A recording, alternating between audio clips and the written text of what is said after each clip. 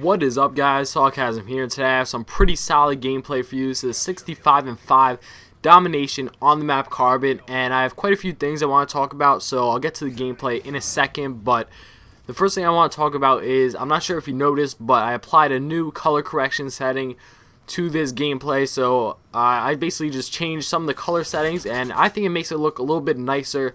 The colors are pretty colorful and pretty vibrant, so I think it makes it just a little bit more enjoyable to watch the gameplay. But let me know what you think. I'm really looking for your input on this. Let me know if you like it or not. But I'll be continuing to kind of tweak it around until I find like the perfect settings that I like. But for now, I think this is a good start. It's a lot better than just watching plain boring gray and foggy gameplay, you know. But yeah, so as for the gameplay, like I said, I'm using the Scar L, and this is a pretty decent game. Like I said, 65 kills, and I think that a lot of my success in this game has to do with the class setup I'm using, and I kind of went a little bit out of my comfort zone in this game with this class setup. And it's not that I was using anything too odd or too weird, it's just that I was using stuff that normally I wouldn't use. So let me explain it to you. So basically, the perks that I was using in this game were Scavenger, Hardline, and Stalker. Now,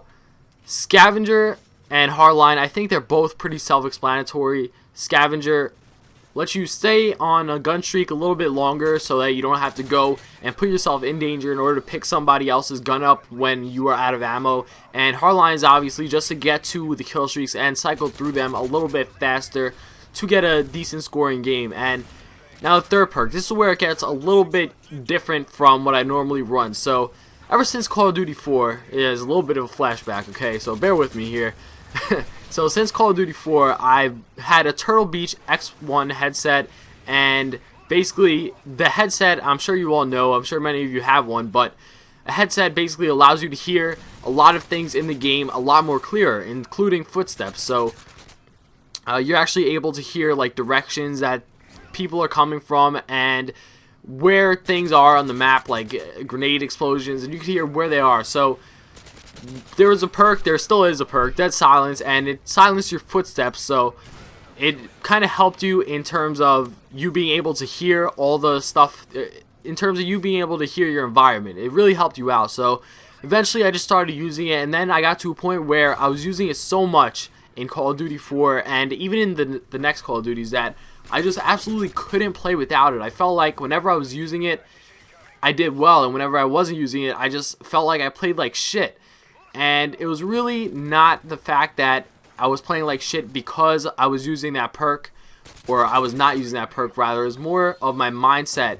It was because I felt like I needed to use something that I was comfortable with in order to do well, and that's really not the case. So in this game, well, actually, since Modern Warfare 3 dropped, I decided to myself, you know what, there's a lot of good third perks that I'm hearing about, so I'm definitely gonna try to kick my habit and get rid of this Dead Silence addiction, because I guess that's basically what it was. It's basically an addiction. And, you know, I feel like a lot of that, I feel like that doing that actually contributed to my success, like in this game in particular, because this game I was using Stalker, and Stalker gave me big advantages in this game that I would not have had I been using Dead Silence, so I probably wouldn't have even had this gameplay had it not been for that. So basically, the reason why Stalker is so good is for two reasons, actually. The first reason is so that when you come around corners and you aim down sight, usually without Stalker, the side of your body that you are exposing comes to the side really slowly. So if somebody's looking over in that direction, they're looking at where you're coming out and exposing yourself, then they are going to be able to see you, that part of your body, before you actually are able to have your sights on them.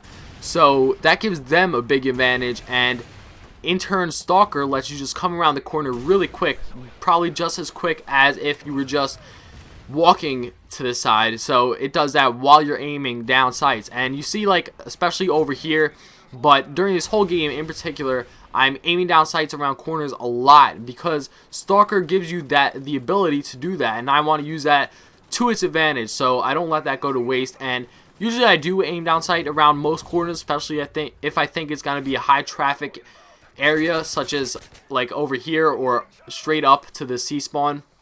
around this building's corner so that you always have an edge, but Stalker just makes it even better than before. So yeah, like I was saying, had I not been using Stalker, I probably wouldn't be doing as good as I did in this game.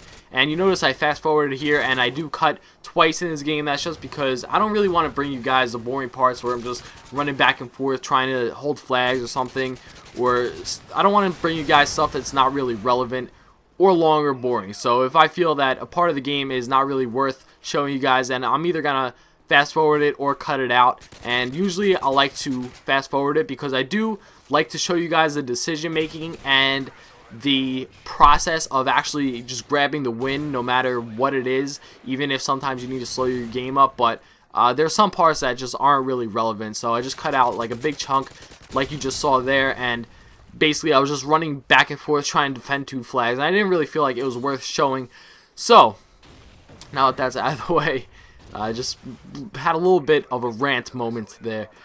But yeah, so the Stalker definitely helped me out. Now, in this game, at the beginning of when Modern Warfare 3 came out, I was also using sleight of hand a lot, and to the point where I was almost getting to the point where I felt like I had the same situation that I had with Dead Silence. I felt like when I wasn't using sleight of hand, I just couldn't do well. Now, don't get me wrong, playing without sleight of hand definitely slows down your game a lot, so it kind of forces you to play a little bit less aggressive than I normally would if I was using sleight of hand. So you see I'm kind of slowing down my gameplay a little bit in this game, and when I'm using classes that I have Scavenger, another first perk on, so you do have to play a little bit differently, but my point is that it can be done, and in the long run it can help you. So if you're kind of sticking to the same old things and you're using the same setups over and over, try out different things, and you never know. Like, I don't mean just try out different things by just use it once and then, you know, say you don't like it, but actually test it out, put some effort and time into using more than one thing, and believe me, you'll find a lot of different things that will work for you. And I'm not just talking about perks, this will also be applied to guns, attachments, anything in the game really, even game modes or kill streaks. So in this game I'm running a slightly different kill streak than I usually run. I mix up the assault strike package a lot. I use a bunch of different kill streaks, but this game in particular I was running the Pred Missile, the Overwatch, and the Pavlo. Yeah, the Pavlo. And normally I don't like to run either the Overwatch or the Pavlo. Sometimes I do, but for the most part I don't run one of them at a time, and the reason for that is because they have such little flares, they get shot down so easy. But when you have 2 of them and you call them in at the same time, or almost the same time like I do quite a few times in this game, it makes it a lot harder to shoot down, because as the enemy is trying to shoot down one of them, the other one is shooting them. So yeah, they can shoot it down, but they're going to die in the process, and probably it's going to take them a few tries and a few deaths at least. So if that's the trade that they want, I'll take that. But the game's wrapping up here. Let me know if you enjoyed this video. Leave me some feedback in the comments below. I always try to improve myself as a commentator. And look at this sexy ending to the game. I get a double kill and then knife that thing, and it's also for the final kill cam. I don't know, I just thought it looked pretty cool. But yep, once again, thanks for watching. Let me know if you like the color correction, and that's about it.